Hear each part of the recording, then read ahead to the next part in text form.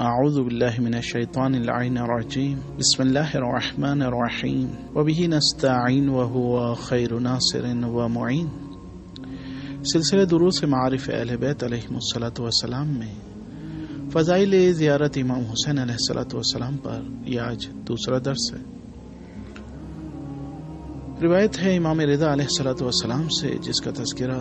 کتاب جامع الاخبار کے صفحہ نمبر 27 پر ہے۔ امام رضا علیہ الصلاۃ والسلام ارشاد فرماتے ہیں، جو امام حسین علیہ الصلاۃ والسلام کی قبر پر ان کے حق کی معرفت رکھتے ہوئے ان کی زیارت کے لیے جاتا ہے تو اللہ تبارک و تعالی پر یہ حق بنتا ہے کہ اس کے گزشتہ اور موجودہ گناہوں کو بخش دے۔ دوسری روایت امام جعفر صادق علیہ الصلاۃ والسلام سے ہے، جس کا تذکرہ کتاب جامع الاخبار کے صفحہ نمبر 25 پر ہے کہ آپ ارشاد فرماتے ہیں، جو بھی مومن امام حسین علیہ الصلاۃ والسلام کی زیارت کرتا ہے ان کے حق کی معرفت رکھتے ہوئے عید کے دن کے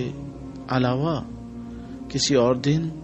تو اللہ تبارک و تعالی اس کے 20 مقبول حج اور 20 مقبول عمرے کا اسے ثواب عطا کرتا ہے، اور 100 نبی یا امام کے ساتھ مل کر جنگ کرنے کا ثواب اس کے نام اعمال میں لکھ دیا جاتا ہے۔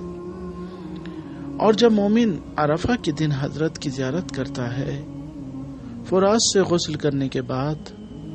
تو اللہ تبارک و تعالی اس کے ہر قدم کے عوض مناسک حج انجام دینے کا ثواب لکھتا ہے۔ تیسری اور آج کے درس کی آخری روایت خود امام حسین علیہ الصلاۃ والسلام سے ہے کہ آپ جس کا تذکرہ کتاب جامع الاخبار کے صفحہ نمبر 98 پر ہے کہ امام حسین علیہ الصلاۃ والسلام ارشاد فرماتے ہیں، آنکھوں کا گریہ اور قلب کا خاضع ہونا رحمت الہی میں سے ہے۔ وآخر دعوانا ان الحمد للہ رب العالمین۔